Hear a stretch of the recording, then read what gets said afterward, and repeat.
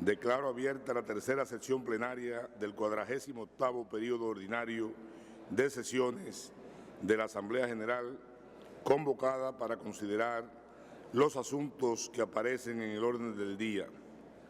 Documento AG ODO 217. Continuamos con el diálogo de los jefes de delegación del 48º periodo ordinario de sesiones de la Asamblea General, que como punto 3 de la segunda sesión plenaria se desarrolló durante la tarde de ayer, 4 de junio. Mucho ruido. Dura. Los jefes de delegaciones podrán hacer sus presentaciones siguiendo el orden de los pedidos de palabra que se vayan recibiendo. Me permito recordarles que, de conformidad con el acuerdo adoptado en el punto 4 de la primera sesión plenaria, se espera que las exposiciones no excedan de 6 minutos por delegación para que el tiempo asignado esté a punto del calendario de la Asamblea, permita la participación de todas las delegaciones. En ese sentido, me es grato ofrecer ahora la palabra al jefe de la delegación de Guyana. Thank you very much, Mr. Chairman. Mr. Chairman, esteemed foreign ministers and heads of delegation, colleague permanent representatives, Mr. Assistant Secretary General, distinguished ladies and gentlemen. I wish to convey greetings on behalf of the Honorable Carl B. Greenidge, Second Vice President and Minister of Foreign Affairs of Guyana, as well as his sincere apologies for being unable to join his ministerial colleagues at this General Assembly due to circumstances beyond his control.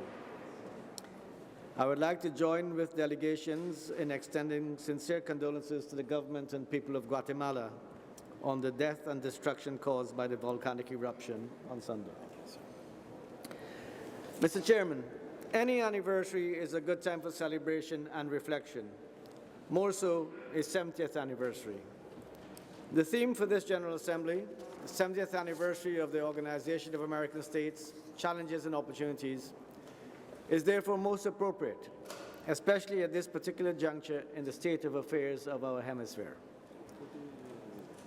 An anniversary is also a time of renewal, and in this respect, allow me to reaffirm Guyana's commitment to the 4 pillars of the OAS: democracy and good governance, the promotion and protection of human rights, the pursuit of integral, sustainable and equitable development, and addressing the multidimensional aspects of our individual and collective security. Guyana continues, moreover, to adhere to the fundamental principles of sovereignty and non-intervention, multilateralism, respect for the rule of law, mutual respect, dialogue, building consensus, and working together to resolve the challenges affecting the hemisphere. We firmly believe that intertwined with these principles are the ideals of good neighborliness, cooperation, and solidarity in times of national and regional stress. These are difficult times for our hemisphere. Ideological differences and political polarization are leading to cynicism, suspicion, and rancor. So much so that we are in danger of losing sight of the principles and ideals contained in our founding charter and focusing on that which divides us rather than on identifying common ground and focusing on the admittedly painstaking process of pursuing unity of purpose and objective. Mr. Chairman, if the OAS is to remain the principal forum for political dialogue in the hemisphere, we need an organization that is fit for purpose. I am pleased to state that Guyana has had the great honor of chairing the working group to prepare an institutional strengthening proposal for the OAS, pursuant to the resolution approved by last year's General Assembly in Cancun. The working group has not yet completed its mandate, but there is consensus on the need for greater institutional coherence, enhanced coordination, and better internal and external communication, along with more accountability, transparency, and efficiency in the implementation of mandates by the General Secretariat, the need to strengthen the institutional capacity of the Permanent Council, and the need to improve how the General Secretariat reports to the Permanent Council. Guyana remains firmly committed to seeing this process to its completion, in close concert with other member states, of course. Mr. Chairman, on March 21st to 22nd, 2018, Guyana also had the honor to host the 24th Inter-American Congress of Ministers and High-Level Authorities of Tourism under the theme, Connecting the Americas Through Sustainable Tourism. We are pleased to say that this was the first OAS ministerial meeting ever to be held in Guyana, and this is a reflection of our strengthened commitment to the OAS and to hemispheric cooperation. Permit me to quote from President David Granger's opening remarks to the Congress, in which he characterized the Americas as, I quote, a hemisphere of relative peace in today's turbulent world. The promotion of sustainable tourism initiatives and the marketing of the Americas as a zone of peace in a world with so many wars and conflicts should be subjects for consideration at this Congress. The protection of the Americas' patrimony, its natural assets, its cultural diversity, and this blissful state of peace is the bedrock of sustainable tourism. Mr. Chairman, these remarks are applicable to all efforts aimed at achieving sustainable development, not just sustainable tourism, and also to promoting greater security in the Americas. In this respect, attaining the 2030 Sustainable Development Goals continues to be a priority for Guyana, even as we navigate through a myriad of existential threats. Climate change, transnational organized crime, and the withdrawal of correspondent banking relations, among others, pose a serious threat to the sustainable development of small states, and we must all work together to build capacity and boost resilience. As Guyana pursues measures to alleviate poverty, and as we pursue economic prosperity and sustainable and equitable development, as we endeavor to provide opportunities for all our citizens, we welcome efforts made by all Latin American and Caribbean countries to bring to this General Assembly the resolution on incorporating multidimensional criteria in measuring poverty and development. Guyana also welcomes the consensus achieved on the resolution on strengthening multisectoral responses to the crisis of non-communicable diseases in the Americas, which will serve to strengthen hemispheric efforts to take action on NCDs and their effects. Resolutions such as these prove the continuing relevance of the OAS, especially with regard to the developmental challenges of the small states of the hemisphere. There should be no doubt that after 70 years, the OAS is still relevant. The onus is therefore on us all, as responsible member states, to ensure that our organization is not only fit for purpose and relevant, but also to redouble our collective efforts to ensuring the consolidation of a hemisphere of peace, democracy, prosperity, and solidarity. I thank you very much.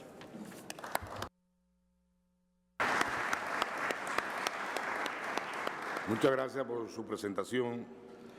Le ofrezco la palabra al representante de Trinidad y Tobago.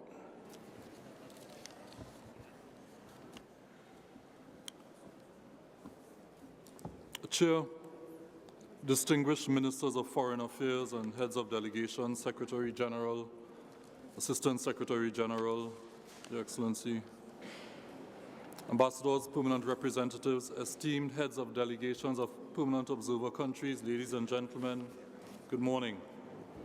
I begin by expressing the apologies of the Foreign Minister of Trinidad and Tobago, who is unable to be here because of other responsibilities. And I must, having taken the floor now for the first time, begin by joining with other heads of delegation in congratulating the President of this General Assembly on his election to chair this session. Please be assured that Trinidad and Tobago will continue to offer the full support and cooperation as we co-create an environment for shared and open leadership on the outlook for this important hemispheric multilateral organization. The delegation of Trinidad and Tobago also joins with other delegations in extending deepest sympathy and solidarity to the government and people of Guatemala on the loss of life and the disruption of livelihood that has resulted from the volcanic eruption which occurred on Sunday, June 3rd. Mr. President, Trinidad and Tobago signed and ratified the Charter of the OAS in 1967, making it the first Commonwealth country to become a member. On February 23, 1967, His Excellency Sir Ellis Clark, Trinidad and Tobago's first permanent representative to the OAS, and subsequently our first President of the Republic, stated, and I quote, "The door has now been graciously opened through which Trinidad and Tobago may enter and officially become a part of an illustrious family to which it has belonged geographically, with which it shares a fair amount of its history, and to which it is firmly united in its overriding desire for peace and prosperity in this hemisphere, based on the fundamental work and dignity of the individual human person." End of quote. 51 years later, Trinidad and Tobago remains in word and deed committed to the ideals and principles shared by the member states of the OAS. Over the years, we have benefited from the exchange of experiences and insights in areas aligned with the pillars of the organization, in particular multidimensional security and integral development in areas of strategic importance to our National Sustainable Development Trust. On April 30 of this year, we celebrated the milestone anniversary of the signing of the OAS Charter under the theme 70 years working for the people of the Americas, defending democracy, human rights, seeking development, and security for all. As member states, we all shoulder a collective responsibility for achieving those aspirations. In reflecting on the theme of this year's General Assembly, parallels are evident in the expectations for the organization today with those across the hemisphere at the time when Trinidad and Tobago joined the OAS. As we face the challenges of our complex and interdependent global environment, it is our adaptability and approach to those challenges that will present the true opportunities for realizing the strategic vision for the OAS. Only our solidarity concerning that strategic vision will strengthen the institutional coherence, governance, and performance of the OAS. Only an institutionally strong OAS will meet the expectations of its stakeholders. Those expectations are for this organization to fulfill its strategic role in improving peace, productivity, and prosperity for the people of this hemisphere.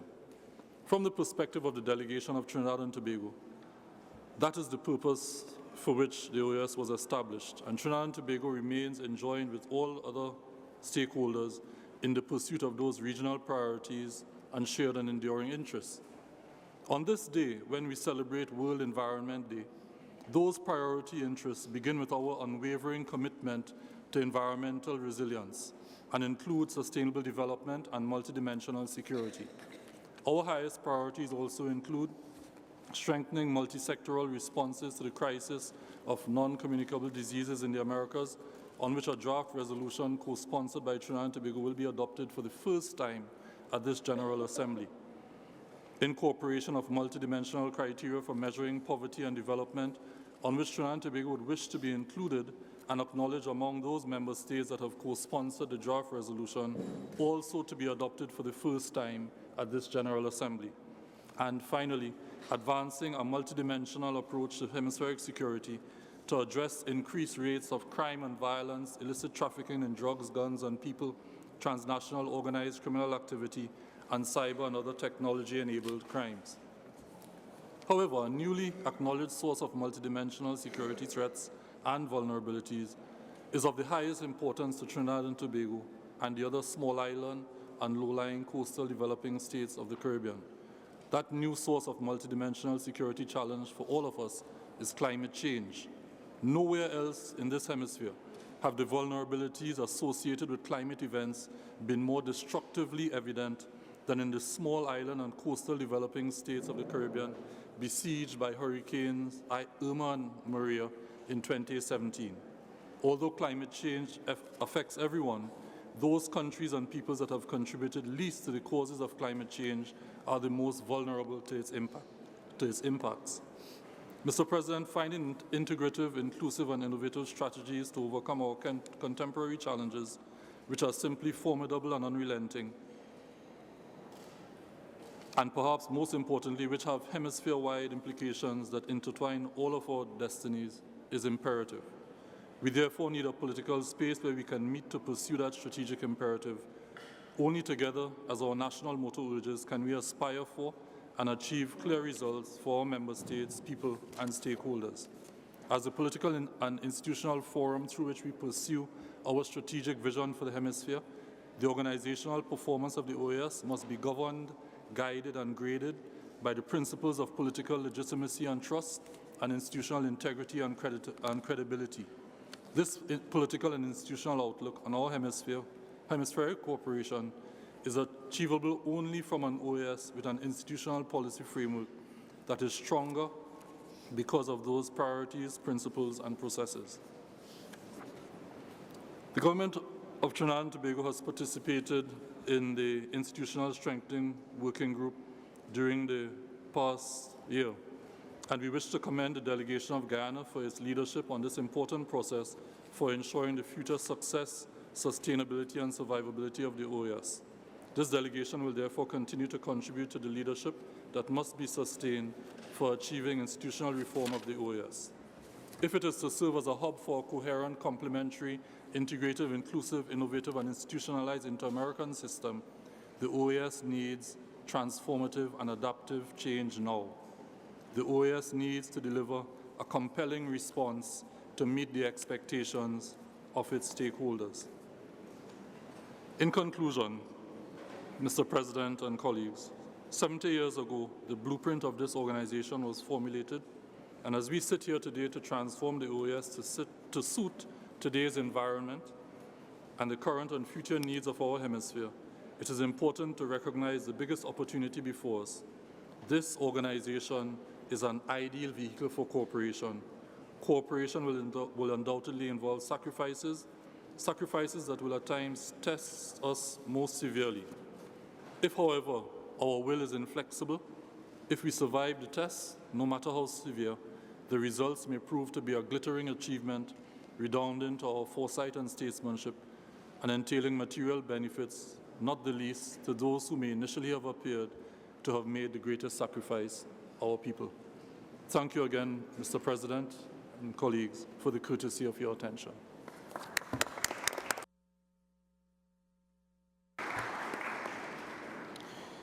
Muchas gracias por su presentación. Le ofrezco la palabra al jefe de la delegación de Grenada. Mr. President, heads of delegations, Mr. Assistant Secretary General, Excellencies, ladies and gentlemen, Grenada wishes to begin by expressing its sympathy and solidarity for the government and people of Guatemala for the loss of life and devastation caused by the recent volcano. Rest assured that the people of Grenada are with you in our thoughts and prayers at this most difficult time. Mr. President, as we celebrate the 70th anniversary, it behoves us to consider the last 70 years and indeed the next 70 years ahead, should we wish to remain relevant.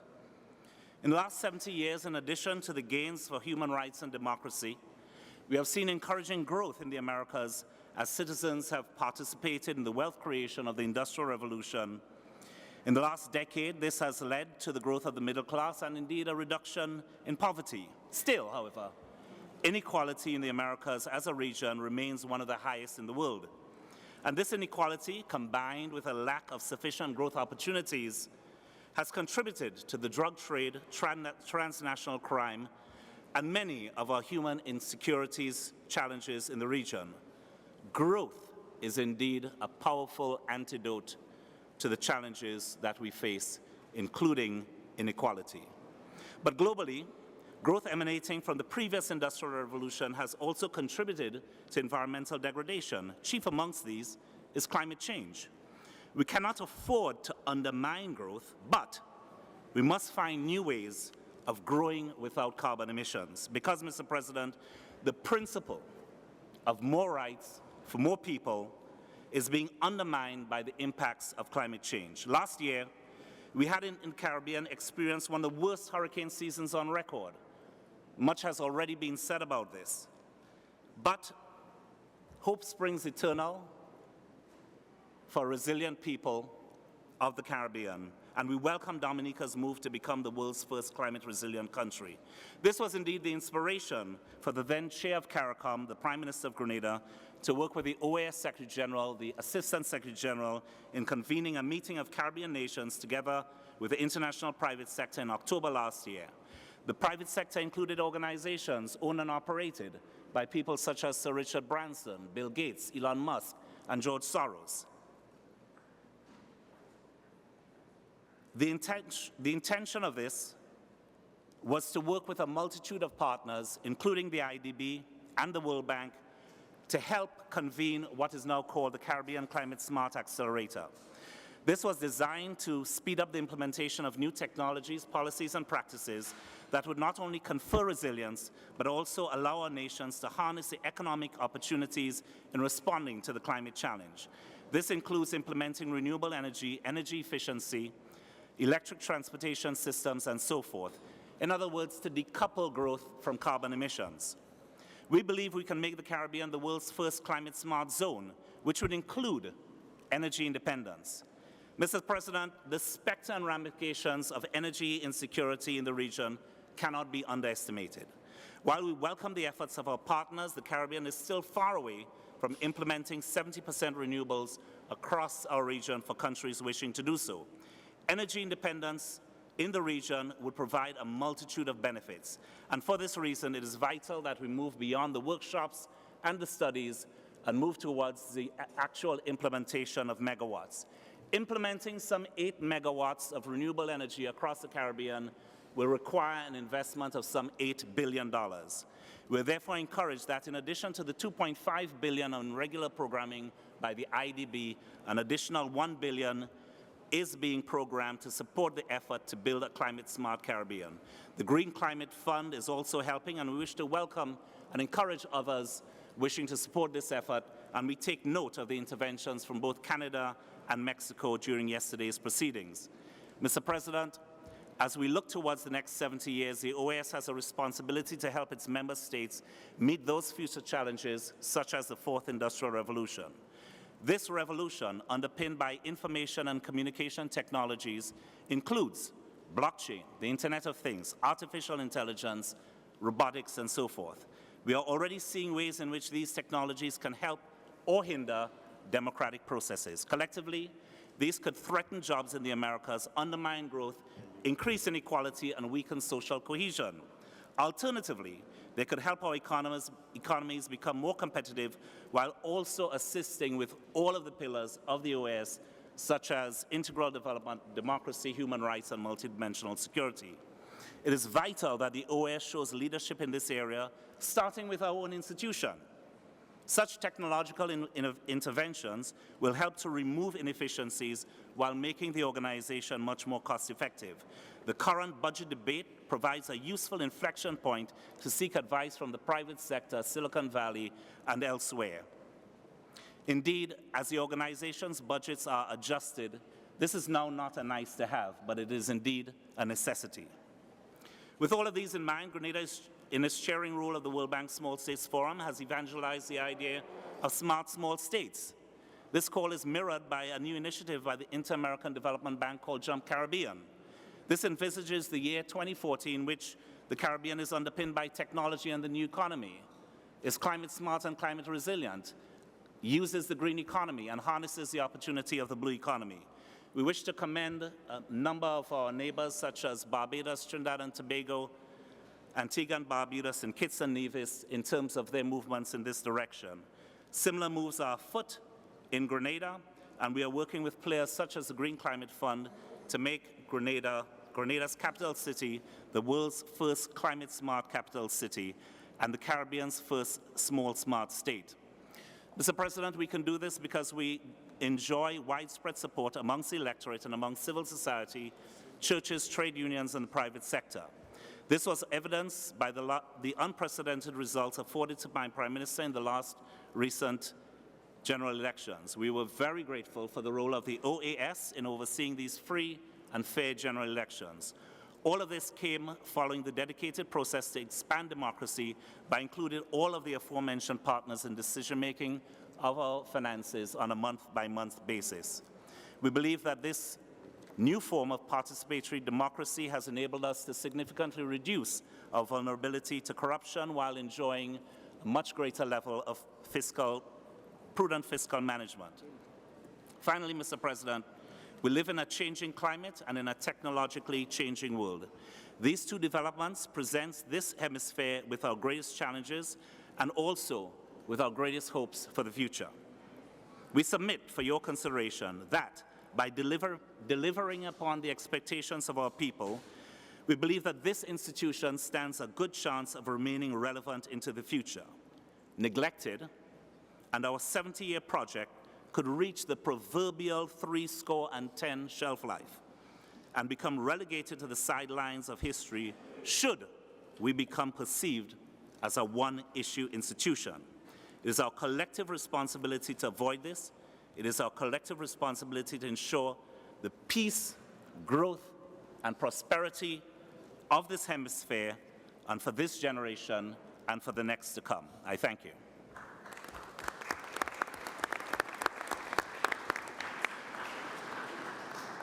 Muchas gracias por su presentación.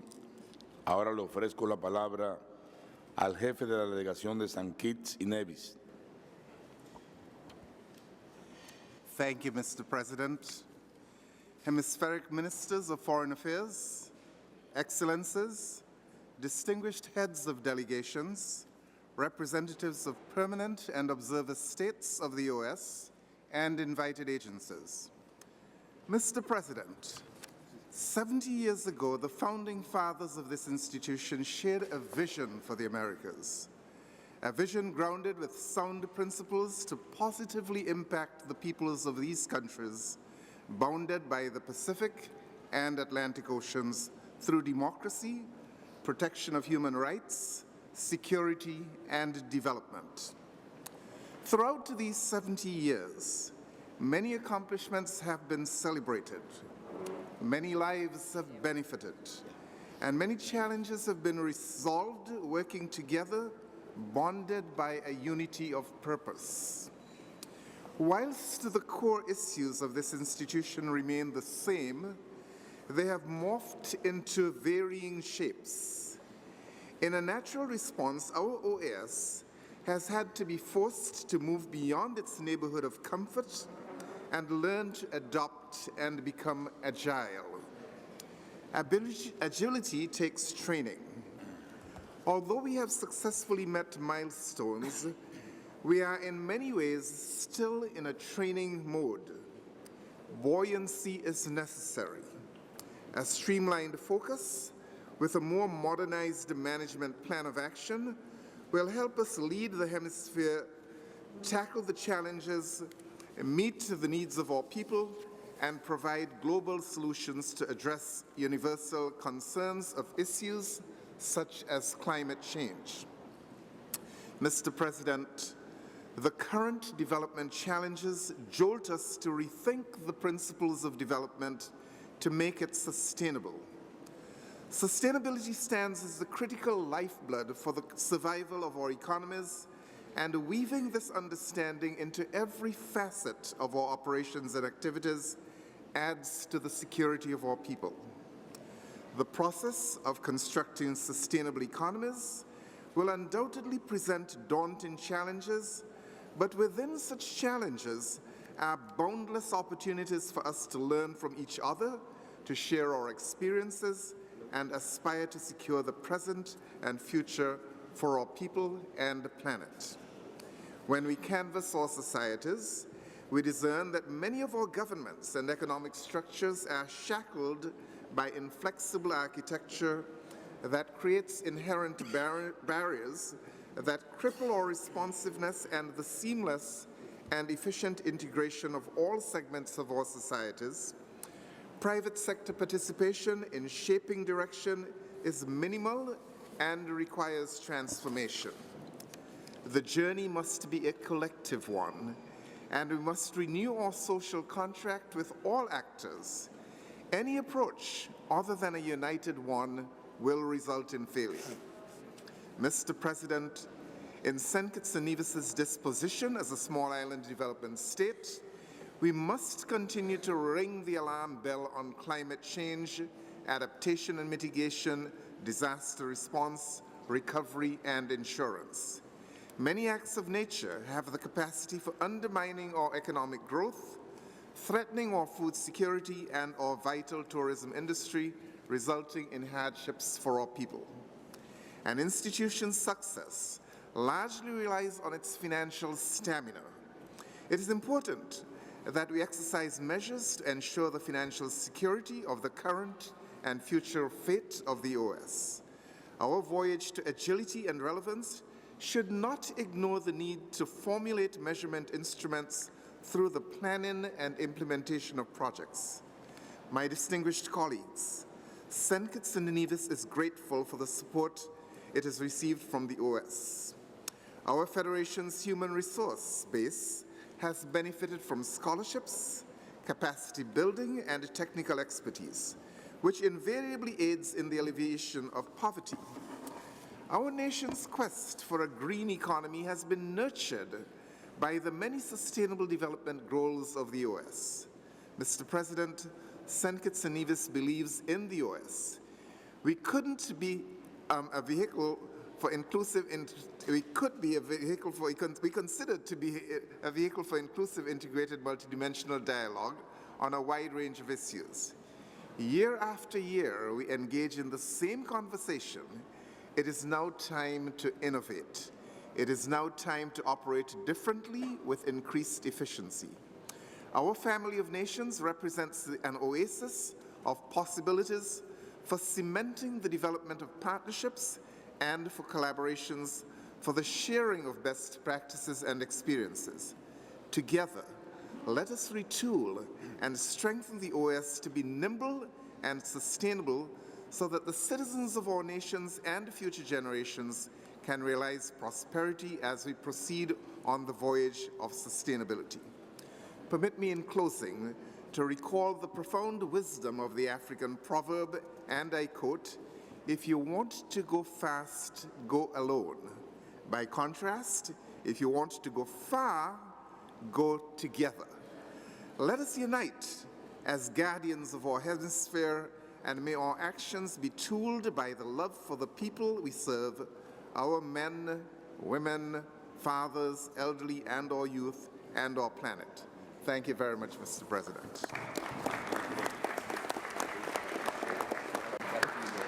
Agradezco al señor representante permanente de San Kitts and Nevis por su intervención. Ahora ofrezco la palabra al señor representante y delegado del Ecuador.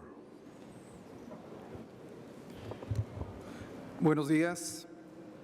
Señor presidente de la Asamblea General de la OEA, señoras y señores ministros y ministras de Relaciones Exteriores, señor secretario general de la OEA, quisiéramos asimismo sumarnos a las palabras de condolencia y solidaridad al pueblo de la hermana República de Guatemala por la lamentable pérdida de vidas humanas y la afectación a la población e infraestructura ocasionada por la erupción del volcán de fuego.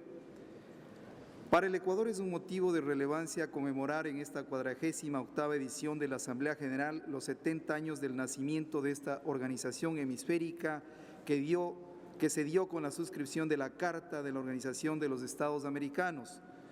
Con la suscripción de la Carta de la OEA nació, además del compromiso de los países de las Américas para consolidar un orden de paz y de justicia, fomentar el sentido de la solidaridad americana y propender al fortalecimiento de las instituciones democráticas.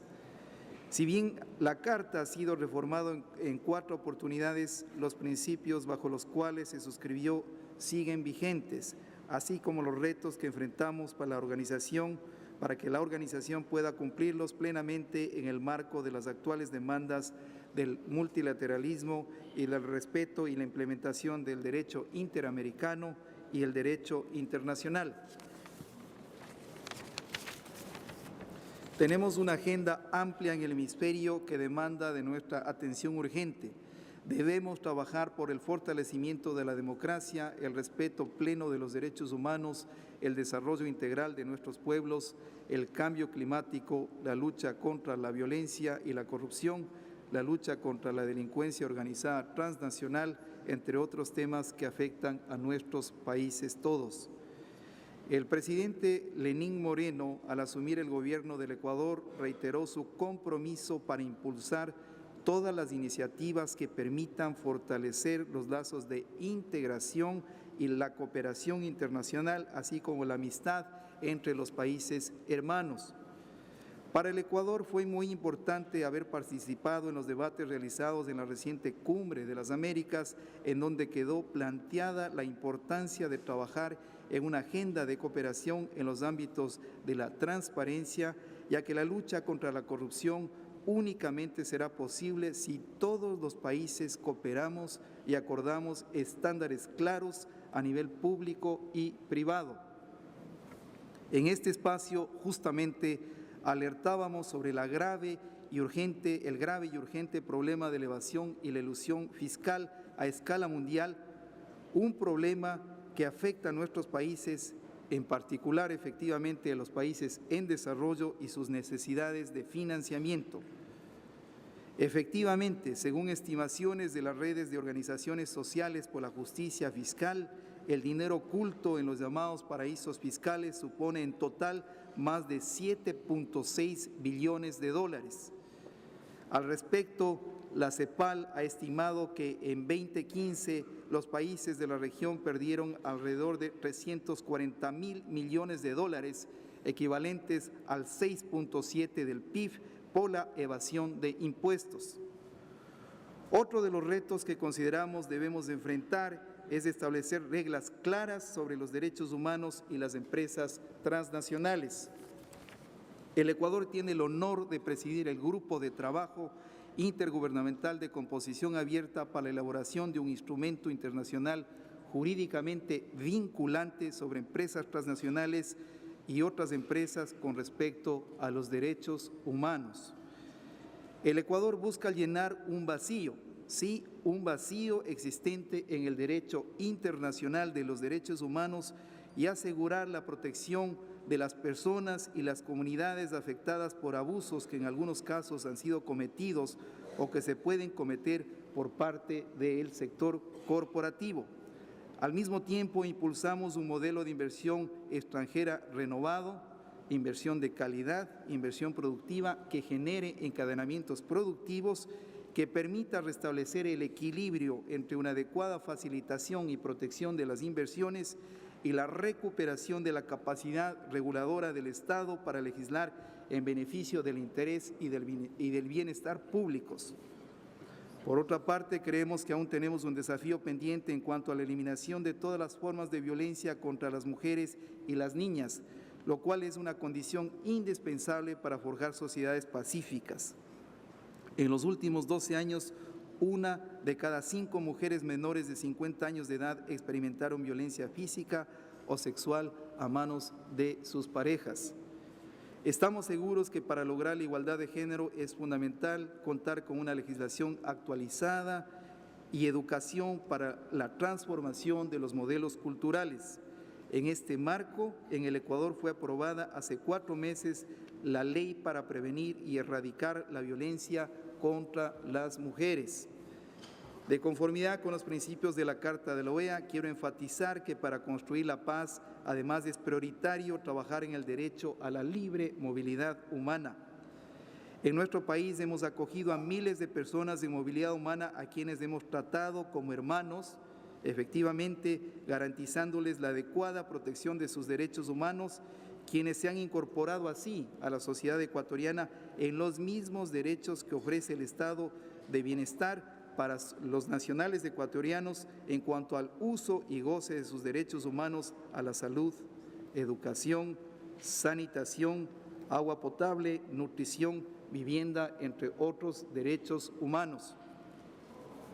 Es asimismo prioritario garantizar el pleno respeto de los derechos humanos de todos los migrantes, independientemente de su condición migratoria, en particular de niños y mujeres. En ese sentido, defendemos e impulsamos la no criminalización de la migración y el reconocimiento debido al positivo aporte que hacen los migrantes a las sociedades de acogida. Así, tenemos varios puntos prioritarios que resolver conjuntamente, tales como la falta de garantía de derechos en los países de origen, tránsito y destino. Nos preocupa la construcción de muros, el racismo, la xenofobia y todos los actos de discriminación e intolerancia que aparecen en el hemisferio. Debemos recordar que todos tenemos un compromiso con la paz. El desarrollo sostenible debe ir de la mano de la prevención de conflictos y fomentar una profunda cultura de paz, afianzando el multilateralismo y promoviendo las relaciones de amistad entre los países sobre la base de la observancia plena del derecho internacional, el diálogo y el principio de la igualdad de derechos y no discriminación, la igualdad soberana de los estados y la libre determinación de los pueblos. Debemos trabajar articuladamente para que nuestra América sea realmente una zona de paz. La CELAC lo estableció así en 2014 para la región latinoamericana y caribeña y estamos orgullosos de poder decir que en nuestra región no existen conflictos bélicos. La OEA en 2014 hizo la misma declaración para las Américas y es nuestra responsabilidad que esto se mantenga como una realidad.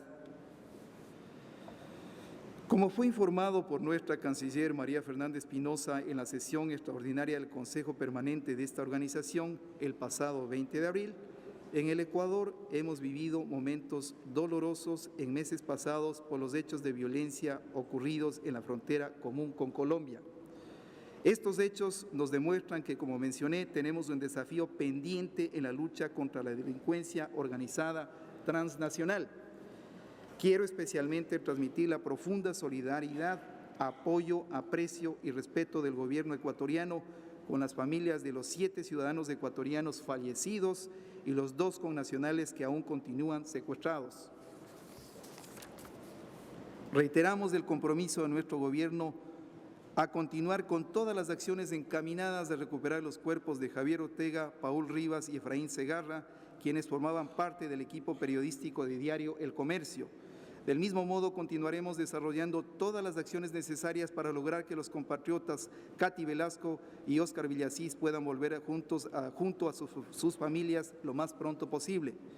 Apelamos nuevamente al apoyo hemisférico de este foro para condenar estos hechos y llamar a los responsables a una pronta liberalización de los secuestrados.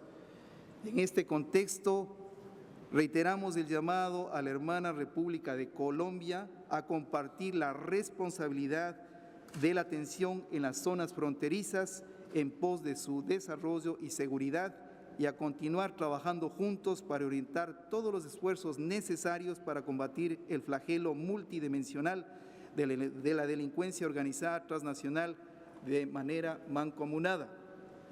Agradecemos el apoyo de la Comisión Interamericana de Derechos Humanos que ha atendido el pedido del presidente Moreno de formar un equipo de seguimiento especial para dar cumplimiento al pedido de los familiares de las víctimas.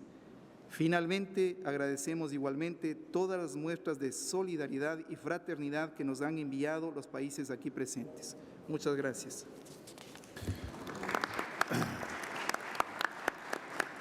Agradezco al representante del Ecuador por su intervención. Ofrezco la palabra al señor delegado de Surinam. Tiene la palabra.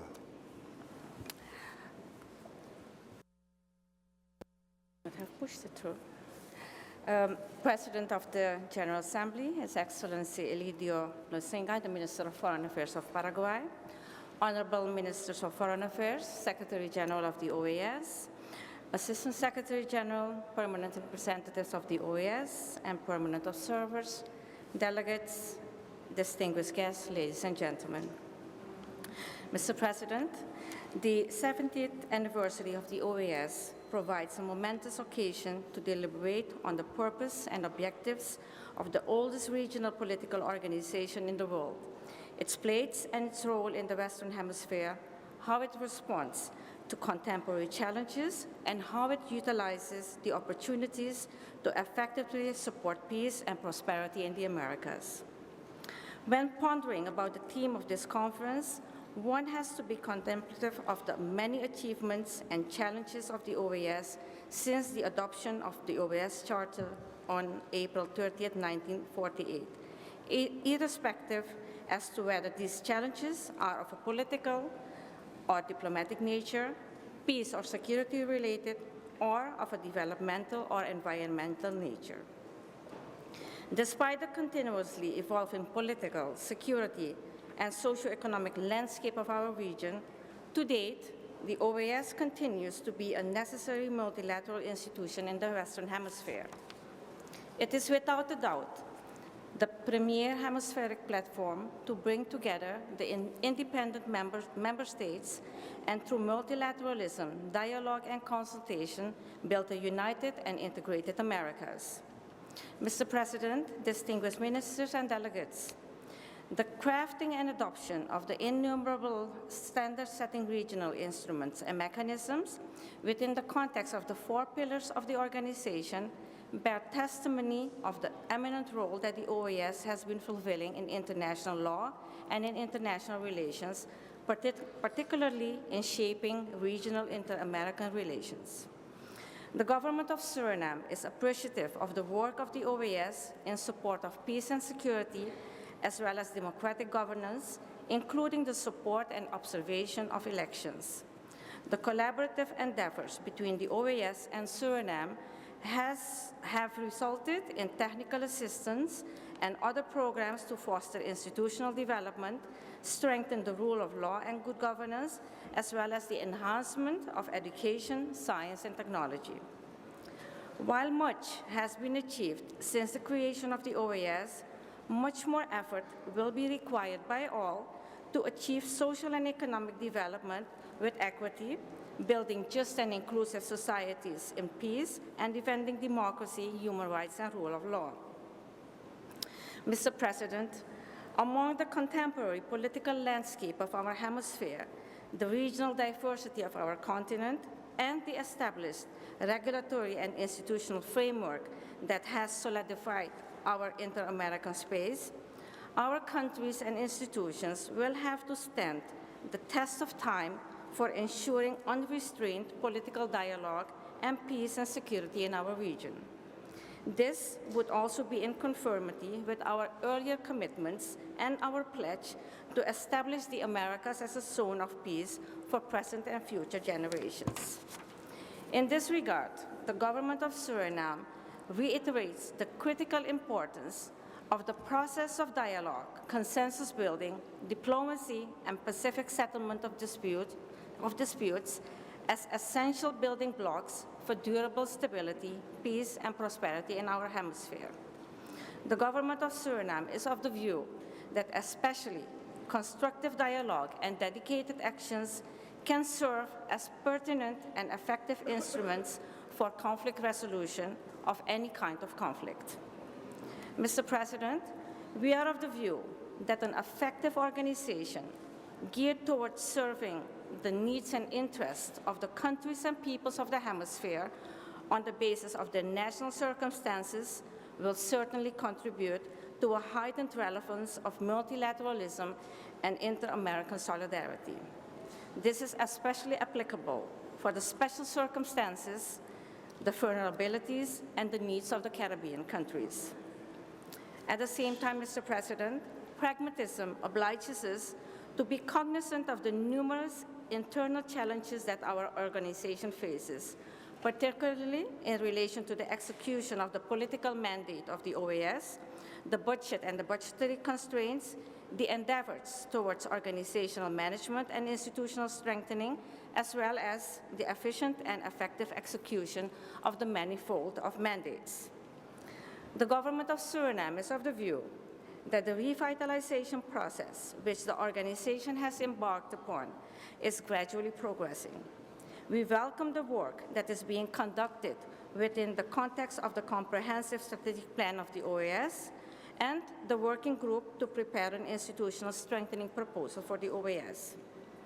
We believe that an effective execution of the mandates and activities related to the 4 pillars of the organization will require collaborative actions and dialogue with all relevant stakeholders within and outside the institution, including the multilateral institutions.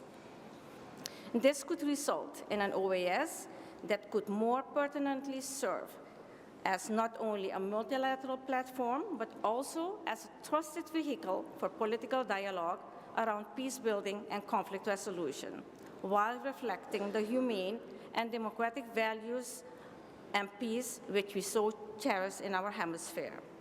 The government of Suriname is committed to play its part in these endeavors.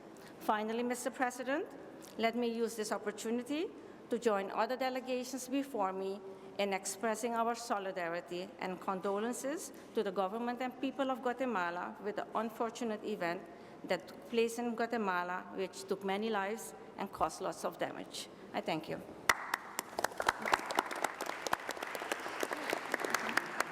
Agradezco a la señora representante permanente ante el Consejo de la Organización de Estados Americanos. Ofrezco la palabra a la ministra de Relaciones Exteriores de San Lucia. Tiene usted la palabra, ministra. Your Excellency, President of the General Assembly, colleague ministers, distinguished heads of delegation, Mr. Secretary General and Assistant Secretary General, ladies and gentlemen. I bring greetings from the government and people of St. Lucia to this 48th regular session of the OAS General Assembly and congratulate you on your assumption of the presidency of this assembly. We would also like to express our condolences to the government and people of Guatemala.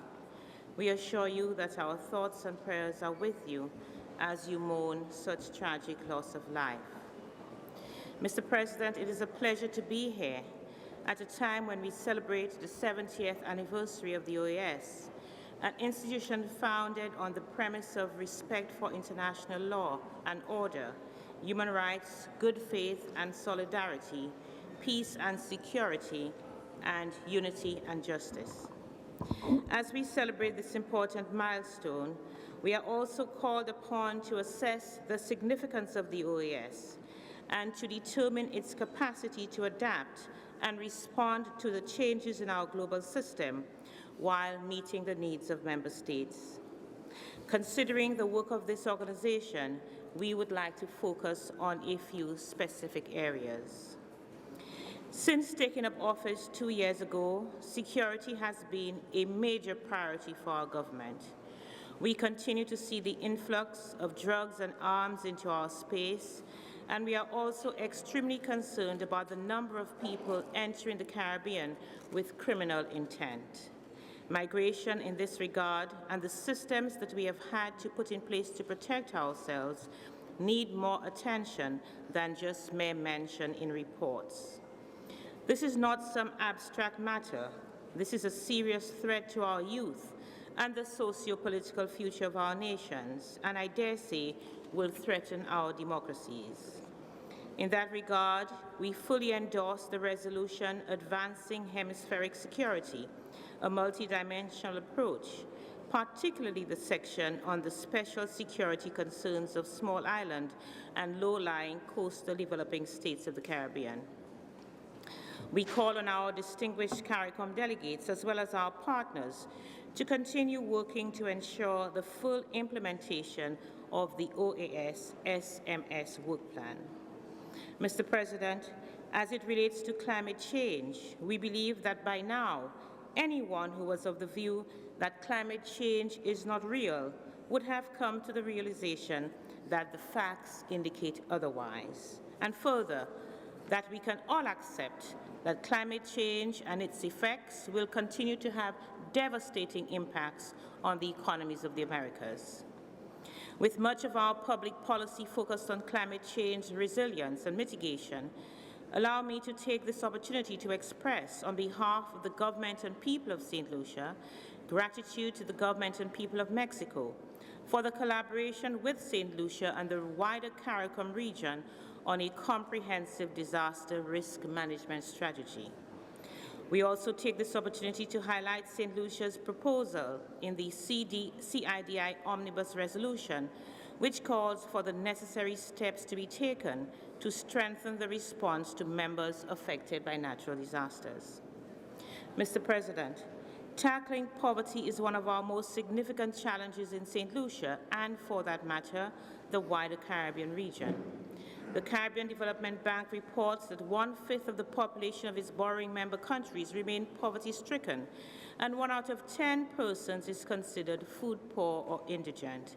These are horrible statistics and proof that the lack of access to financing remains a major stumbling block for our government as well as for others as we seek to develop our economies. The challenge of limited scope for debt finance is real, But even more troubling is declining development assistance from developed countries who we continue to regard as our traditional friends. While we applaud Chile, Mexico, and Costa Rica for tabling the proposal incorporating multidimensional criteria in measuring poverty and development, which St. Lucia co-sponsored, we note with some regret the fact that not all member states embrace this effort to promote and ultimately see the implementation of a system that more appropriately defines a country's level of development. Why can we not seek to adjust old and outdated metrics? And perhaps more importantly, why must the narrative of those who disagree with us be threatening?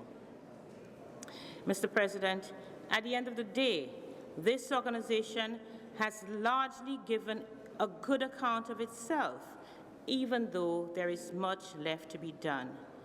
With no perfect democracy in our hemisphere, this particular issue will always remain at the forefront of our collective interest, as it should, and we must remain willing to be open to discussions on where we each fall short, and we must hold each other accountable. As we pause to celebrate the gains made to date, however, a reminder that the road to achieving full economic development for the peoples of the Americas is a never-ending one. It is not enough for this organization to continue to set aspirational goals while not taking stock of the core issues that impact our current development. We must, as members, stop the urge to develop layer upon new layer of new and unfunded mandates. Mr. President, today the financial reality of our organization is testing its capacity to transform itself for the future of our hemisphere, which is vastly different than it was 5 years ago, much less 70. With limited resources and competing priorities, member states collectively need to determine the role of the organization for the future and focus on what is important and deliverable. I stress the word collectively, a reminder that while there are larger and smaller members amongst us, this is to be the place where we are all equal, and we must not lose sight of that fact. St. Lucia is committed to be a partner as we navigate the future of this organization. We are here to make our voices heard on issues of importance to the hemisphere and to negotiate workable arrangements. We are also here willing to be part of the discussions on democracy, quotas, efficiency, and efficacy. Mr. President, in conclusion, let us challenge ourselves to leave our mark in history for the next 70 years, being judged as being a true community of nations, where cooperation and collective action are the norm, where full respect for the founding principles of this organization is exercised, and where the needs of all member states are given due regard. I thank you. Agradezco a la señora ministra de Relaciones Exteriores de Santa Lucía por su intervención. Doy la palabra al ministro de Relaciones Exteriores de San Vicente y las Grenadines. Tiene la palabra, señor ministro. Thank you, Mr. President, Excellencies, distinguished ladies and gentlemen. St. Vincent and the Grenadines conveys its deepest sympathy and strongest solidarity to the government and people of Guatemala in the wake of the tragic volcanic eruption. We also continue to pray for the safety of the people of Hawaii in the United States as they grapple with the fallout of their own eruption. As one of this region's many volcanic nations, St. Vincent and the Grenadines is acutely aware of the destructive potential of these ever-present threats. Mr. President, today is World Environment Day. Increasingly, for developmental, economic, and security reasons, every day is Environment Day in our hemisphere. Between our last OAS General Assembly and this one, Hurricanes Irma and Maria have killed hundreds and possibly thousands of people across the Caribbean. The people of the British Virgin Islands, St. Martin, Anguilla, Puerto Rico, Cuba, Dominica, the Bahamas, and Antigua and Barbuda continue to struggle with the aftermath of these deadly and destructive storms, as do the residents of Florida in the United States. The 2018 Atlantic hurricane season has just begun. Forecasters are predicting the formation of between 4 and 7 hurricanes over the next 6 months. The data show that since 1980, the global number of Category 3 hurricanes has doubled, while Category 5 hurricanes have tripled. This growing frequency and intensity of cataclysmic climate events and the existential threat that they pose, in particular to Caribbean nations, requires the urgent and focused attention of this organization. It is self-evident that the OAS has special responsibilities of advocacy and action in the area of climate change, which is a greater threat to lives, livelihoods, and development in this region than war. Mr. President, Simón Bolívar's formal attempts to lead regional integration and create an inter-American system date back almost 200 years. Viewed in that context, the existence of the OAS Charter for the last 70 years is a relatively recent, though not necessarily final, manifestation of our deep-rooted yearning to draw closer to our neighbors and strengthen the bonds of cooperation and solidarity among us. Indeed, the even more recent creation of bodies like CELAC, Mercosur, the ACS, ALBA, SICA, CARICOM, and the OECS suggests that integration and cooperation are not the exclusive province of this institution. To remain relevant and vibrant as a septuagenarian and beyond, the OAS must adapt to modern realities and priorities and draw energy from its youngest members, the Caribbean states, most of whom joined this organization many years after its inception. The OAS has struggled to find its footing in a world of rapidly evolving priorities. We have abdicated leadership on climate change, despite being home to one of the most vulnerable and severely affected subregions. Notwithstanding our charter mandate to pursue poverty alleviation and a treaty-enshrined obligation to pursue education, economic, and social development, the development pillar of this organization remains an underfunded afterthought. Other areas of financial cooperation, like the de-risking crisis threatening the viability of many Caribbean states, have been largely ignored. In a world increasingly focused on climate change and multidimensional sustainable development, the OAS seems increasingly insular and limited in its focus, to the detriment of its continued relevance and legitimacy. The phrase used by Grenada recently was a one-issue institution, and it is a caution worth hearing. The General Assembly debate over the last 2 days is emblematic of this disconnect between the lofty principles and objectives of our Charter and the narrow ends justify the means expediency being aggressively advanced in some quarters. There will be other opportunities in this meeting's agenda to more fully discuss the situation in Venezuela, but inasmuch as it has featured prominently in the interventions of many states to date, St. Vincent and the Grenadines makes the following brief contextual observations. On the issue of sanctions, it may be useful to recall that for years, the United States government refused to impose sanctions on the odious and repressive apartheid government in South Africa, a regime whose daily gross and systemic human rights violations have no modern parallel. This refusal to issue sanctions continued even in the wake of Botha's infamous Rubicon speech, which explicitly refused to extend the principle of one man, one vote to black people. The late Ronald Reagan, then President of the United States, advocated what was called constructive engagement with the apartheid government and stated, quote, "We do not believe that the way to help the people of South Africa is to cripple the economy upon which they and their families depend for survival," unquote. Conversely, it may be useful to note the legal and practical similarities between the unilateral and extraterritorial economic blockade against Cuba, which we annually and routinely decry at the United Nations General Assembly, and the parallel embargo architecture being erected to isolate Venezuela.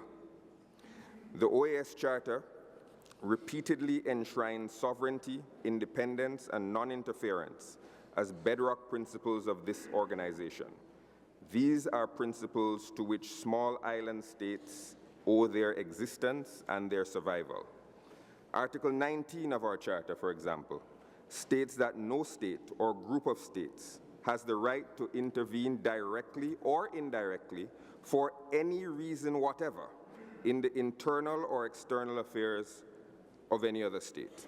The foregoing principle prohibits not only armed force, but also any other form of interference or attempted threat against the personality of the state or against its political, economic, and cultural elements. Similarly, Article 20 is explicit that no state may use or encourage the use of coercive measures of an economic or political character in order to force the sovereign will of another state and obtain from it advantages of any kind. Yesterday, the United States of America told this assembly that, in its view, Venezuela had, quote, exhausted options for dialogue, unquote. To foreclose on dialogue in the halls of an organization dedicated to multilateral diplomacy is remarkable. History tells us that the rejection of dialogue is often the precursor to unilateralism and war, an option that we cannot countenance in this zone of peace. Over the years, our friends in the United States have often demonstrated admirable restraint, patience, global leadership, and belief in diplomacy, as they are currently exemplifying with their admirably dogged pursuit of dialogue with North Korea. We believe, as always, that dialogue based on mutual respect and adherence to international law is the only path to peace and progress, however difficult that path may be. This organization was conceived in the pursuit of peace, justice, security, and development. Long may it be guided by those central tenets. I thank you, Mr. President.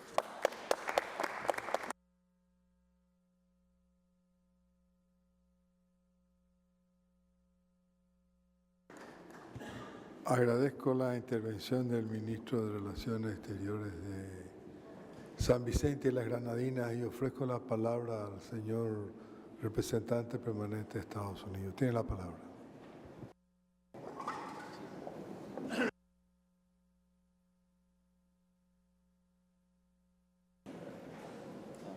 Thank you, Mr. Chair. I think it's important that we continue, as we were mentioned in the St. Vincent speech, to discuss the issue of sanctions, because I think there's a lot of misconceptions on exactly what has occurred from the United States sanction perspective.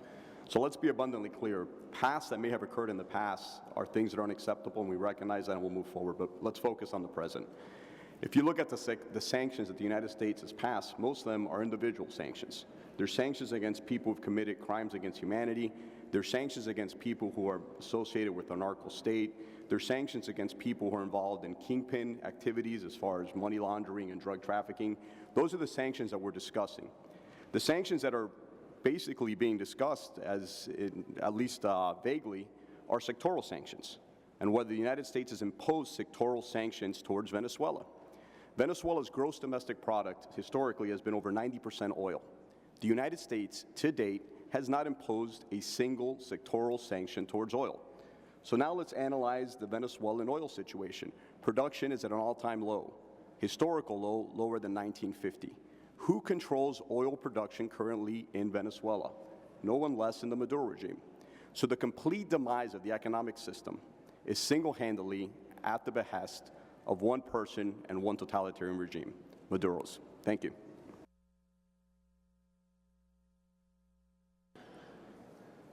Muchas gracias, señor representante permanente de Estados Unidos. ¿Tiene para una moción de orden, embajador de Venezuela, canciller? Tiene la palabra. Muchas gracias, señor presidente. De nuevo nos obligan a intervenir. Primero agradezco las palabras de San Vicente y las Grenadines, dignas palabras, valientes palabras.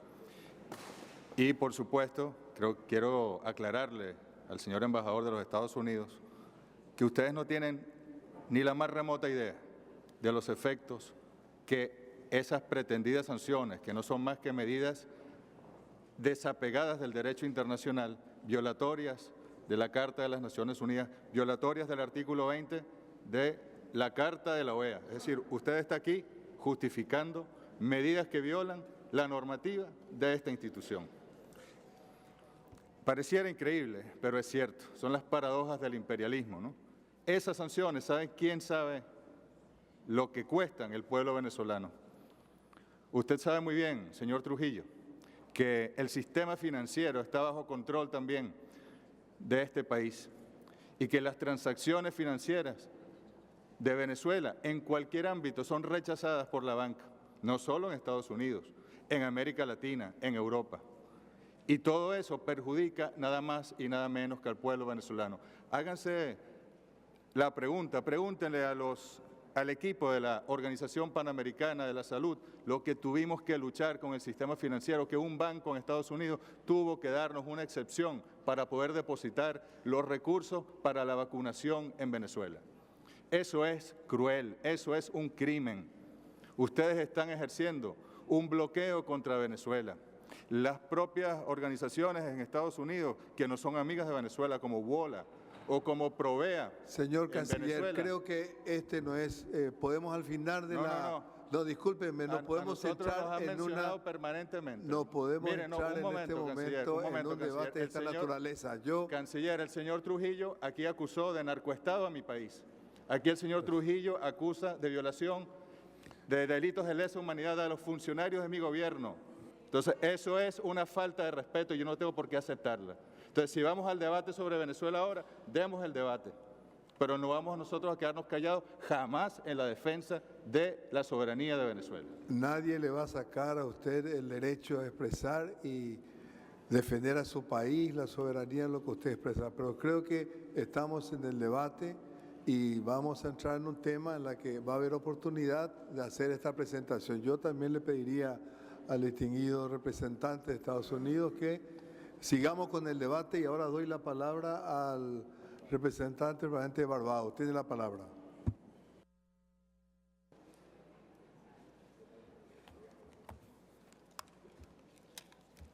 Thank you, Mr. President.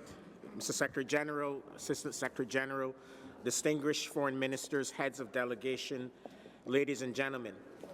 Barbados joins the membership of this organization in expressing its full solidarity with the government and people of Guatemala following the tragic and violent volcanic eruption.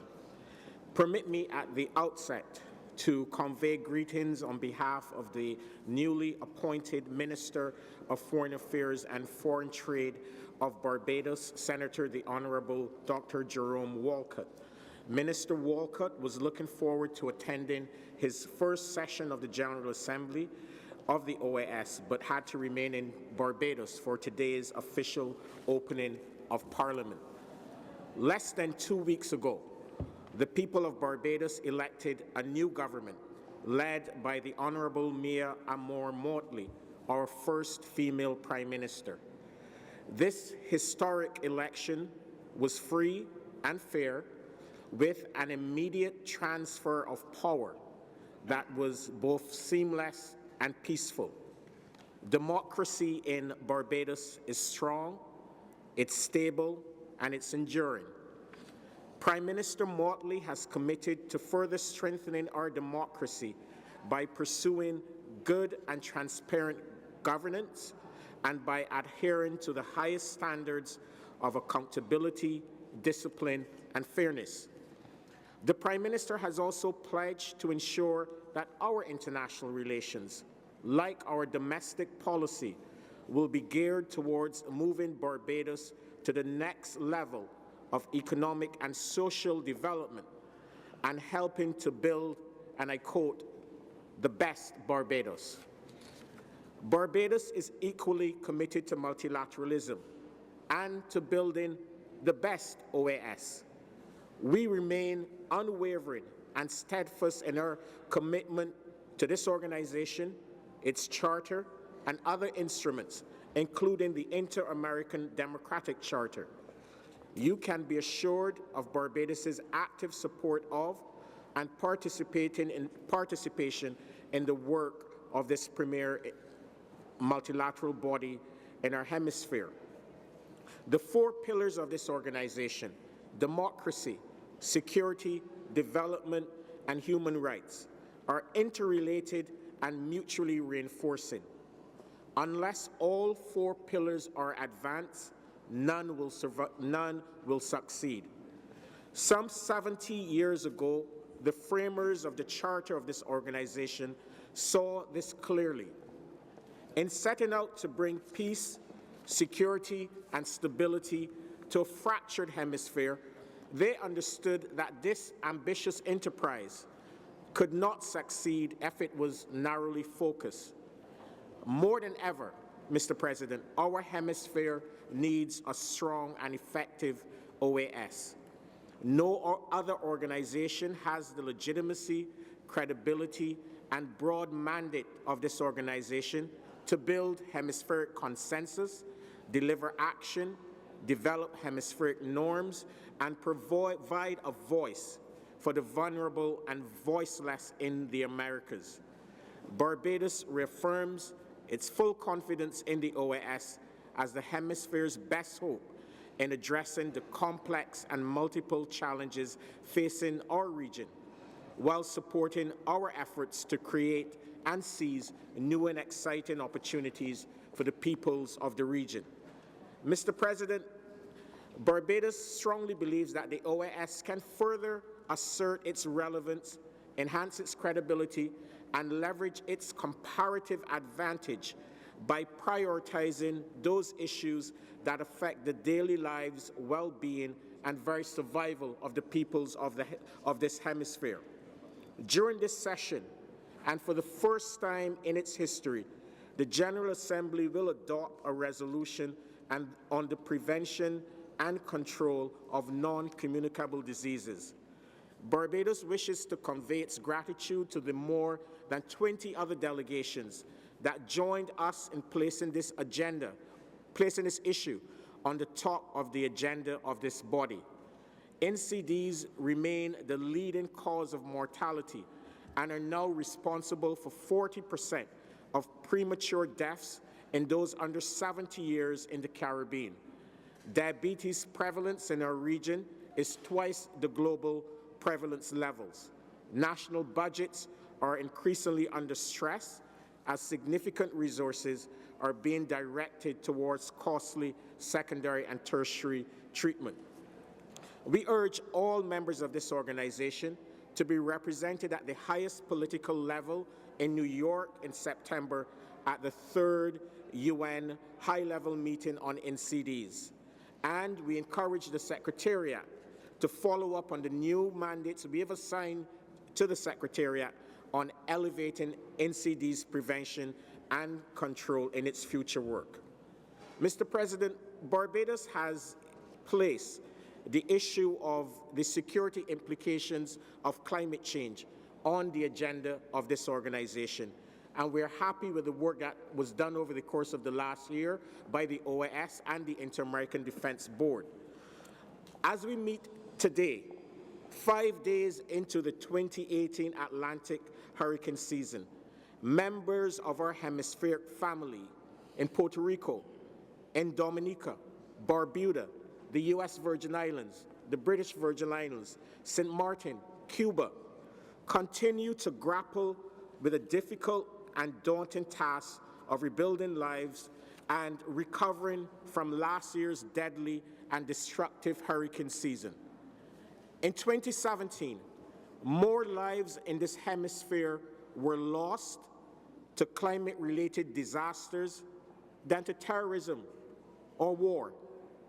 Climate change is real. It is already devastating our region, and this crisis requires an urgent and ambitious response. Despite our negligible contribution to this problem, Barbados has committed to pursuing a low-carbon, climate-resilient development pathway.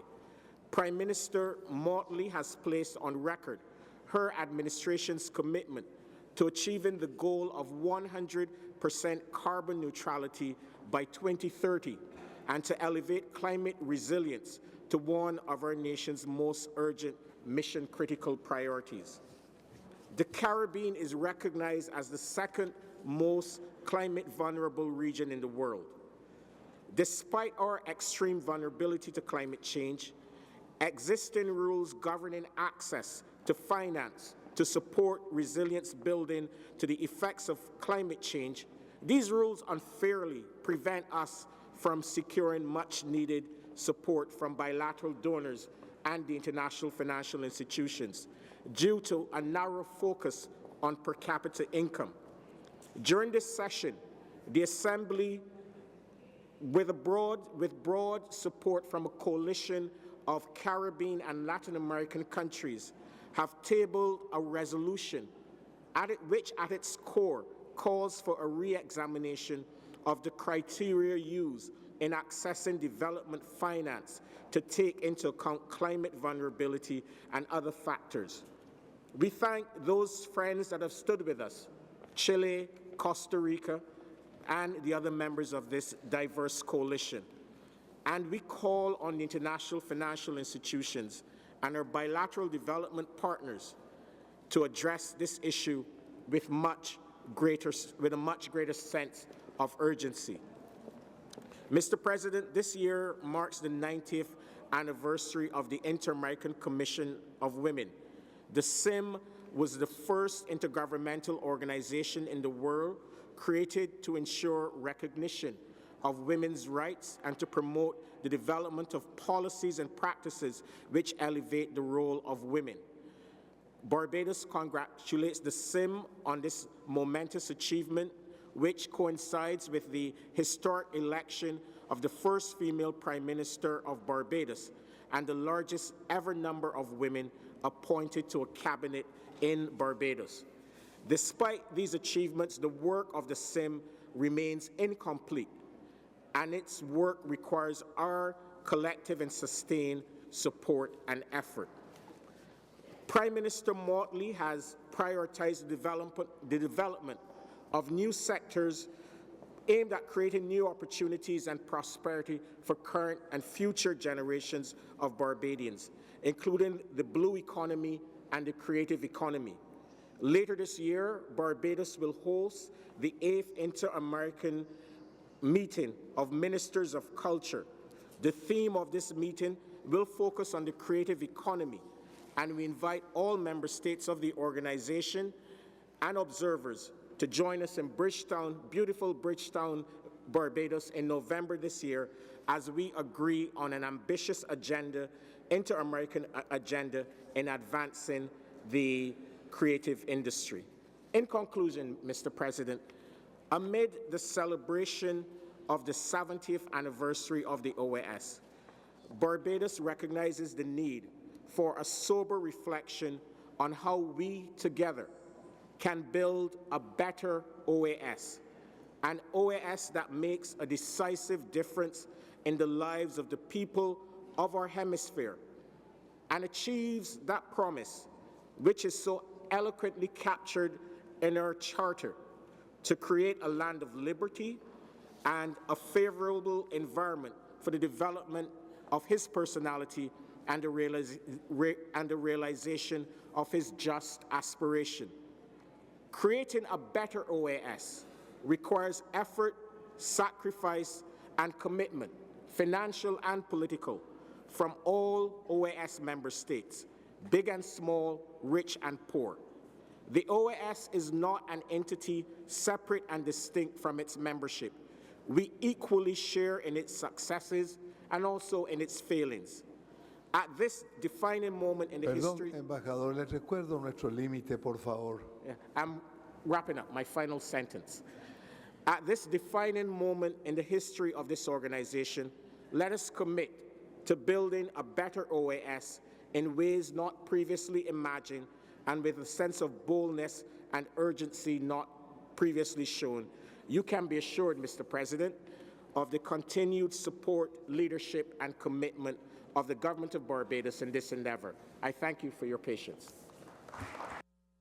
Agradezco al representante permanente por su expresiones. Seguidamente doy la palabra al representante permanente de Dominica y me permito recordar el tiempo que hemos acordado. Gracias.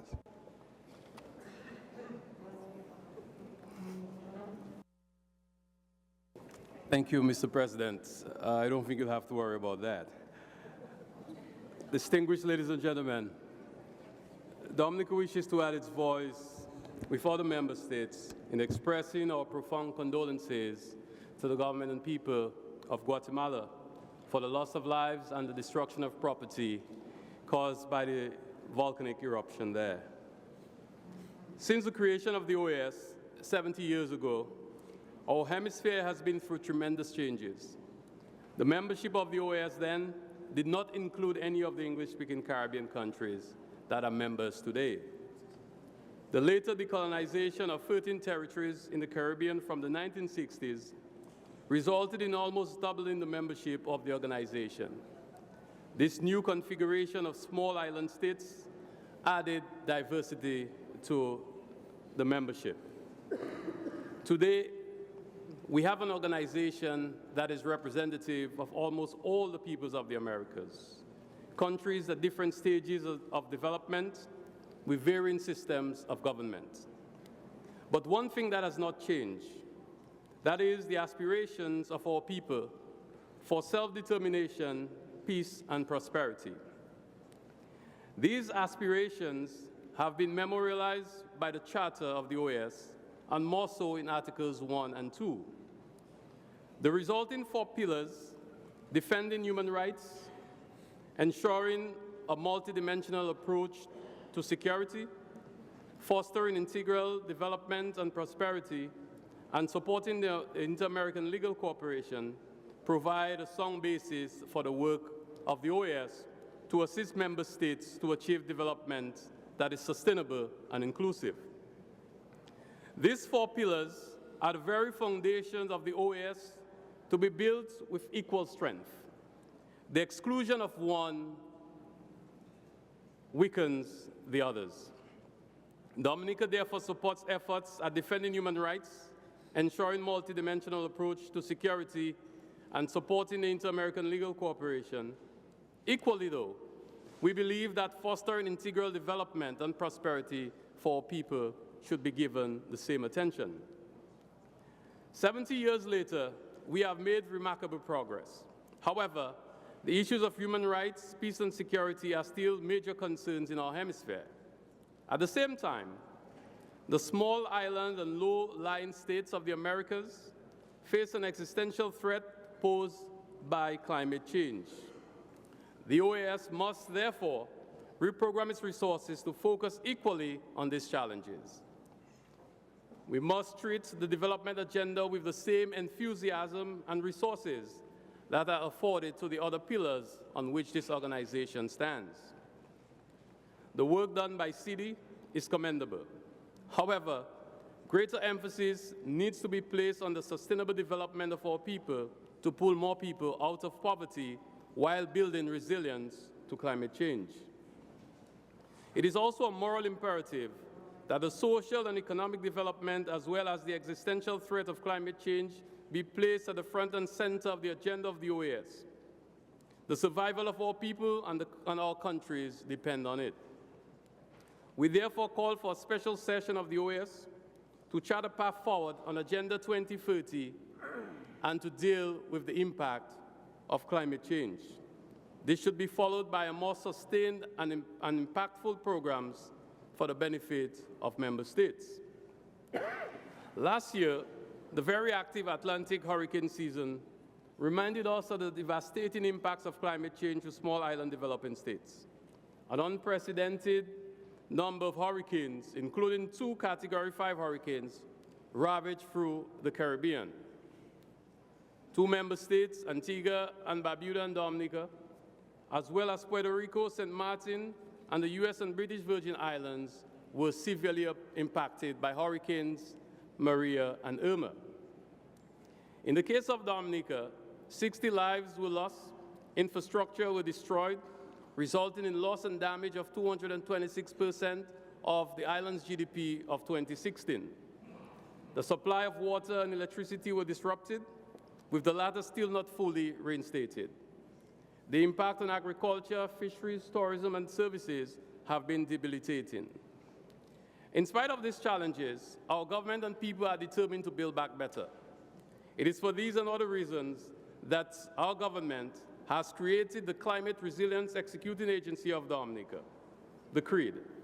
CREAD's primary responsibilities will include the formulation of plans and programs for building climate resilience and to execute programs where necessary for climate change resilience in public and private infrastructure, agriculture, tourism, utility services, water, energy, and telecommunications. We cannot overemphasize the urgency for action. The 2018 hurricane season is already upon us. Yet Dominica, and I'm sure other countries that were devastated last year, have not yet fully recovered. The time for action is now.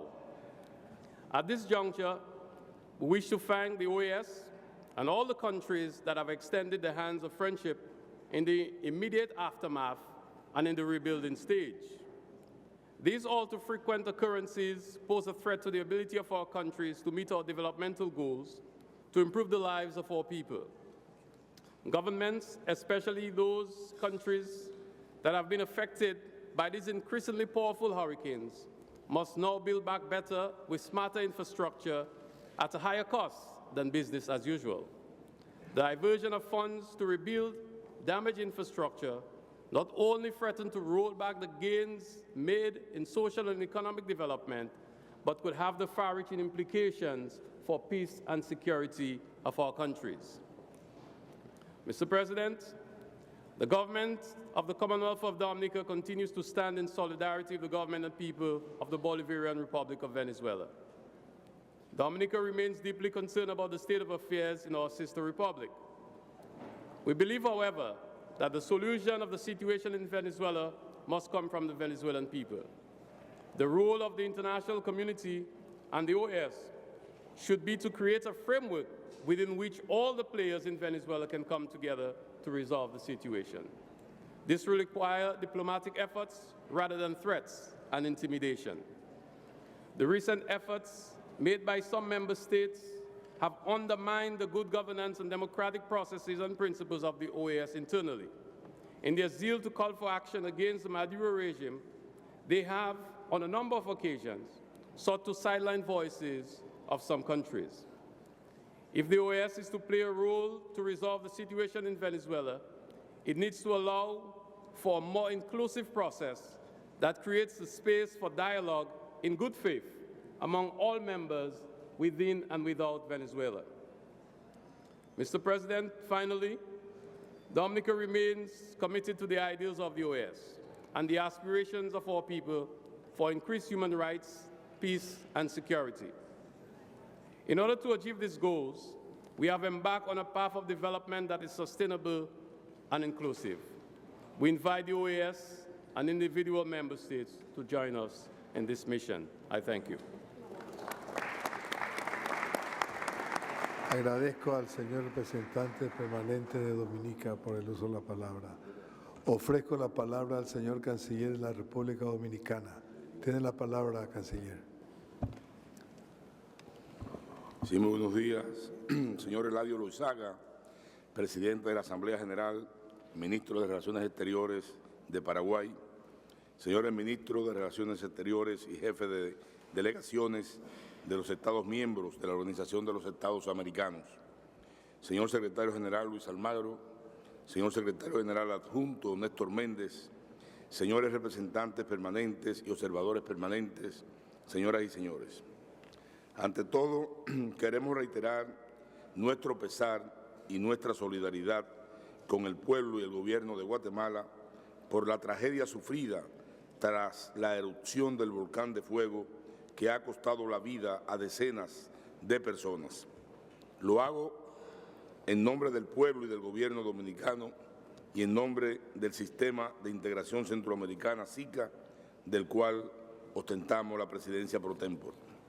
Queremos también aprovechar la ocasión para agradecer a la Secretaría General y a los Estados miembros por haber declarado a nuestro género musical autóctono, el merengue, como Patrimonio Cultural de las Américas, así como por su apoyo para designar un salón en esta organización con el nombre de nuestro padre de la patria, Juan Pablo Duarte. Del mismo modo, queremos reconocer los esfuerzos realizados y alcanzados por nuestra delegación ante la OEA para lograr sacar al país del capítulo 4B del informe de la Comisión Interamericana de Derechos Humanos, en el que reconoce los avances de la República Dominicana en esta materia. Nuestra Organización de Estados Americanos ha llegado a su 70 aniversario, con aciertos y desaciertos, y lo hace enfrascada en un esfuerzo permanente por mantenerse apegada a los principios que le dieron origen: fortalecer la democracia, impulsar la cooperación y promover la paz en nuestro hemisferio. A lo largo de estas 7 décadas, la OEA ha sido escenario propicio para dirimir conflictos, discutir diferencias e impulsar una agenda común de cooperación, y se ha constituido en un espacio donde los Estados hacen compromisos que se obligan a cumplir.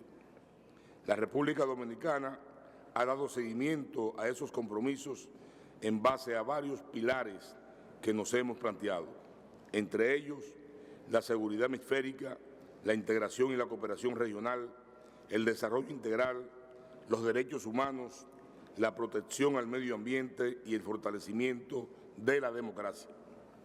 En cuanto a la integración regional, la República Dominicana ha estado a la vanguardia de los procesos de integración en Latinoamérica. En el año 2016 ocupamos la presidencia pro tempore de CELAC y desde enero de este año ostentamos la presidencia pro tempore del Sistema de Integración Centroamericano.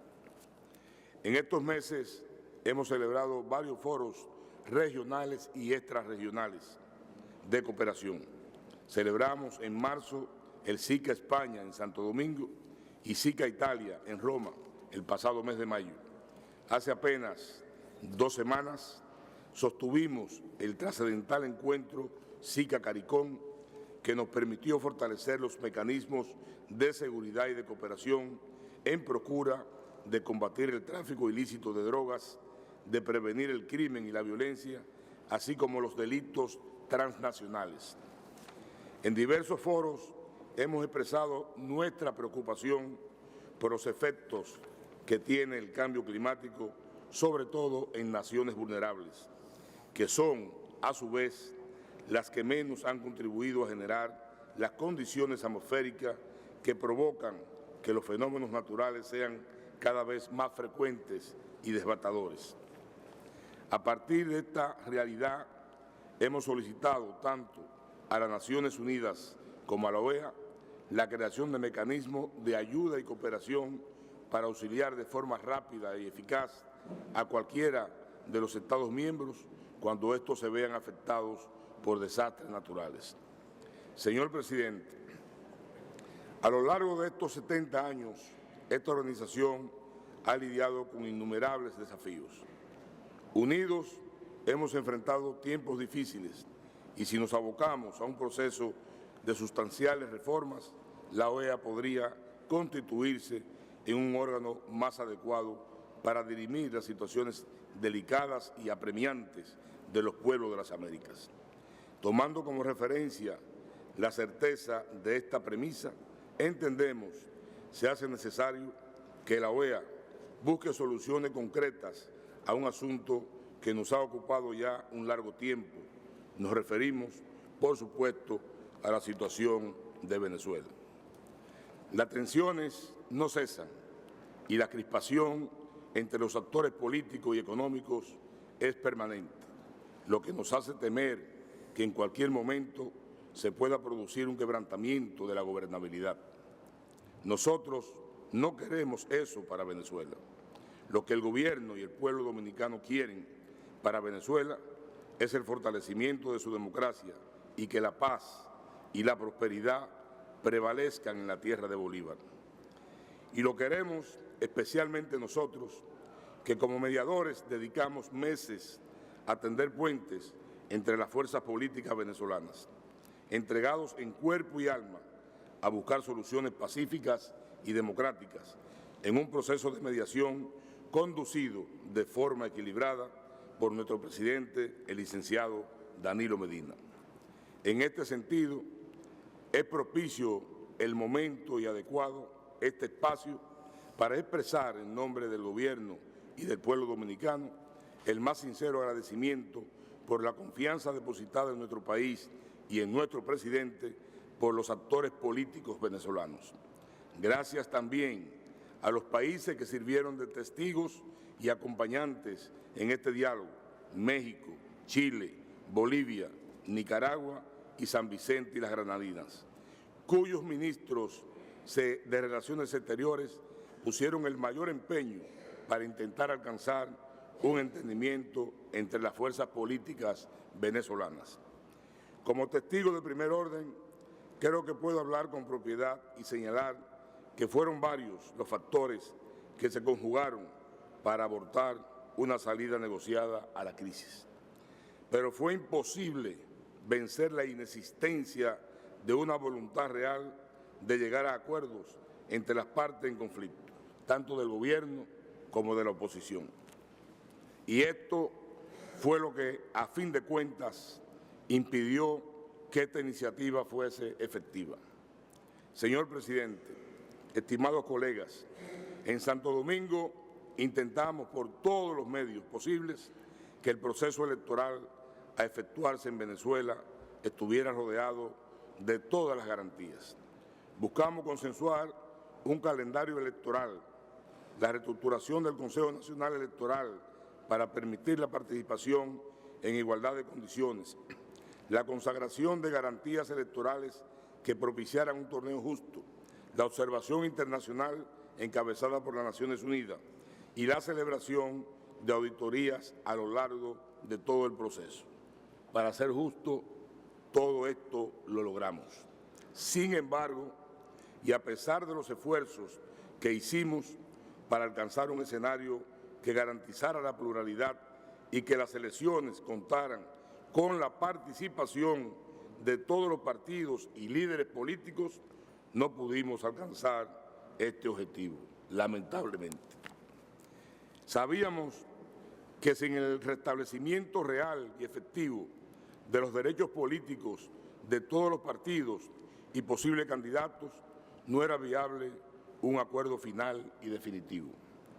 Esta situación, no me cansaré de repetirlo, se hubiera podido evitar de haberse alcanzado acuerdos básicos como los que se plantearon en la mesa del diálogo del que fuimos anfitriones en Santo Domingo y que estuvieron muy cerca de ser concretados. Esta coyuntura nos coloca ante un reto enorme como comunidad hemisférica. Es un momento para actuar pensando en ser útiles y eficaces, más allá de cualquier postura grandilocuente o maximalista que a lo único que podría conducir es a exacerbar los ánimos, profundizar los conflictos y, por tanto, postergar una solución viable a la situación política venezolana. Como comunidad interamericana, estamos en el deber de contribuir a una salida pacífica en Venezuela, una solución que debe estar apegada a los estándares de la democracia participativa y en la cual los protagonistas sean los propios venezolanos, pues solo a partir de sus propias acciones y decisiones pueden emanar soluciones a sus problemas. En ese sentido, queremos hacer un llamado a todos los actores del proceso político en Venezuela, gobierno y oposición, para que asuman con responsabilidad acciones que conduzcan a una solución definitiva a la crisis que viven nuestros hermanos venezolanos. Finalmente, la República Dominicana espera que cualquier acción colectiva que se emprenda con respecto a la hermana nación venezolana se haga en procura de contribuir a la búsqueda de una solución pacífica, democrática y definitiva. Muchas gracias.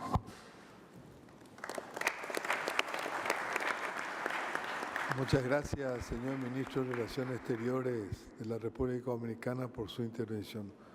Ofrezco la palabra al último orador de la mañana, la delegación de Belice. I thank you, Mr. Chair. Mr. Secretary General of the Organization of American States, Luis Almagro, Deputy Secretary General, Desto Mendez, Assistant Secretary General, fellow foreign ministers and delegations, ladies and gentlemen. I wish to start my intervention this morning by expressing Belize's deepest sympathies with the government and people of Guatemala on the eruption of the volcano resulting in the deaths of many of their citizens. We are deeply saddened by that event. Belize has lots of connections with Guatemala, kith and kin as well. And we are deeply sorry, and we have expressed to the Guatemalan Foreign Minister our own willingness to be of whatever assistance we are able to give to that country at this time of need. Belize would also wish to express our deepest gratitude to all the friends of Belize and Guatemala who have been supporting our initiative to have our territorial dispute resolved at the International Court of Justice in a peaceful and mature way. We are deeply indebted to all of you for the stalwart assistance you have afforded us over the years, and we invite you to continue to support us as we move the process forward to the International Court of Justice. I want to thank in particular the Secretary General, his staff, for their stellar assistance to us during this time, particularly for the work that they do at the OAS office, the adjacency zone between Belize and Guatemala, and also for the very ready audience that they give to us whenever we seek it. We indeed cannot ask for more, and we would like to thank them publicly for that. Mr. President, in the interest of time, I would simply wish to state that I adopt all the submissions made by my colleague foreign ministers, especially those of the small island developing states and the low-lying coastal states, on the very important topics of climate change, correspondent banking, poverty, crime and security, and the others. Wish to adopt those and make those my own. With respect to the main debate today, Mr. President, I think it is essential on this occasion of the 70th anniversary of the founding of this our beloved organization to reflect briefly on world affairs in 1948. Incidentally, that was the year of my birth. In my view, it is only by so doing that we can truly appreciate the magnitude of the success story that epitomizes today's OAS. In 1948, the world was just emerging out of the throes of World War II, the last in a series of colossal military tragedies which had caused devastation on a scale previously unknown to humanity and to the world. In the Caribbean, no English-speaking country was independent. And in the Americas, in general, democracy was only one among competing systems of government. Thanks in large measure to this OAS, within only 7 decades, democracy is the dominant system of government in the hemisphere by far. And almost all English-speaking Caribbean countries are sovereign, independent nations. Like a beacon, the OAS attracted all the newly minted nations in the hemisphere to its membership. Each nation freely and in exercise of its sovereign right acceded to the charter of the organization. And each member has dutifully, in large measure, sought to be faithful and true to its commitment under the Charter to the practice of democracy, to the observance of the rule of law, and to scrupulously respect human rights within the limits of its own economic, political, social, and cultural reality.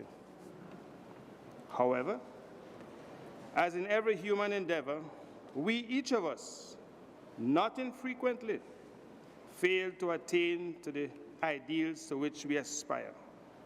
Indeed, it is no exaggeration to suggest that most, if not all, our countries have fallen short in the discharge of our obligations in varying degrees to attain to our democratic ideals and to protect and preserve the basic human rights of our citizens. A ready example of this can be seen in our collective treatment of our indigenous and minority citizens of African descent in those of our countries who have them. In all these countries, complaints have been leveled from time to time against the state on such issues as alleged state-sanctioned, if not state-sponsored, violations of human rights and or systematic violations of democratic entitlements. It is for this reason that the founding fathers of our organization made provision for the establishment of such organizations and such organisms as the Inter-American Commission on Human Rights, the Inter-American Court of Human Rights, and other mechanisms and institutions to arrest and address these aberrations. Mr. President, for most practicing Christians in my country, the 70th anniversary of one's birth is marked with great joy and thanksgiving. The gift of 70 years of life is viewed as proof positive that the celebrant is a favored child of God and is thus richly rewarded with 70 long years of life. This local belief bolsters my own conviction that this 70th anniversary of the birth of our organization should also be an occasion for celebration, given the tremendous benefits which it has conferred upon the citizens of our hemisphere in the 7 decades of its existence. Regretfully, however, this joy is today overshadowed by the occurrences in Venezuela in recent years, a topic which has all but dominated our proceedings over the last 2 days. It is being widely contended that there are widespread violations of human rights in the sister country, which is inter alia conducing to widespread exodus from the country, and that the democratic order is disrupted. As on every other occasion when our organization has been confronted with such grave and weighty allegations against a member state, our membership is invariably divided, if not polarized, on the issue. On this occasion, we are divided both on the issue of the veracity of the allegations as well as on the issue of how best to treat with the situation. Likewise, each time our organization is confronted with such divisive issues, there arises a dreaded specter of a possible fracture of the organization, a specter which is in no wise fanciful given the recent Brexit phenomenon. The history of our organization shows it to be a most resilient organization.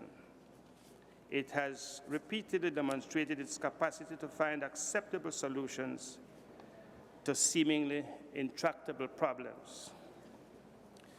It is therefore in that context that I am minded presently of the fascinating negotiating maneuvers being conducted as we deliberate in this chamber on the world stage by US President Donald Trump and Kim Jong-un, President of North Korea.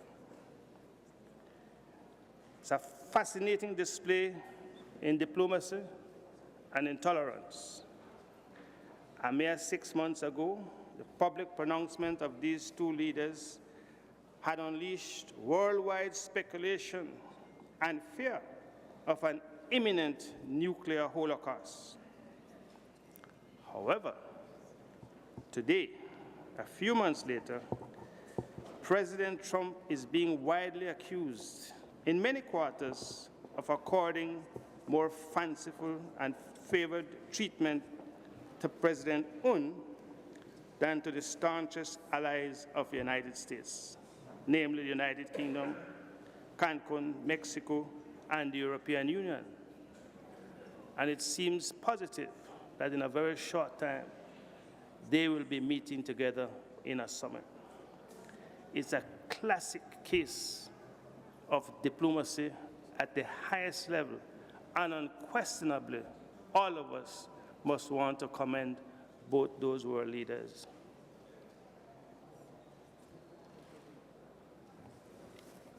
Mr. President, I end this brief intervention with no solution of my own, but merely with a few questions. The first is this: is it really the case that the Venezuelan crisis is a matter of such fundamental principle on which compromise is absolutely unattainable?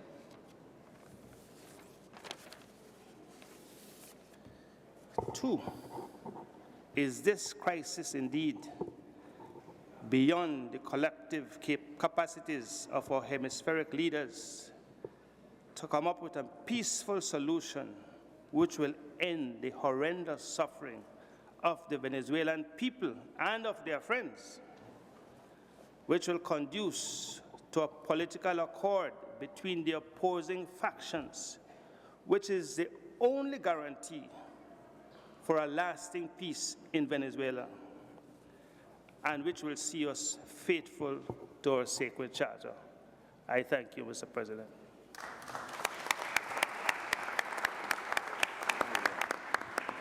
Muchas gracias, señor Ministro de Relaciones Exteriores de Belice. Quiero señalar que el Ministro de Relaciones Exteriores ha sido el último a la hora de la mañana, y de contar con su acuerdo o el acuerdo del plenario, me permito sugerir que esta tercera sesión plenaria tome nota de las importantes exposiciones de los jefes de delegación y que las mismas quedarán registradas en el acta correspondiente. Asimismo, recuerdo a las delegaciones que pueden enviar sus presentaciones a la Secretaría para su posterior distribución. Asimismo, quiero recordar a los jefes de delegación que inmediatamente después de esta plenaria están invitados al diálogo almuerzo con los observadores en este mismo salón a las 12:30. Se servirá un buffet fuera del Salón de las Américas e inmediatamente después de la misma iniciaremos a las 1:30 el diálogo con los observadores. La invitación para los jefes de delegación es más un acompañante, a quienes ruego dirigirse por la puerta de mi derecha a fin de salir para el buffet y posteriormente regresar. A las 3 de la tarde reiniciaremos la cuarta sesión plenaria. Se levanta esta sesión.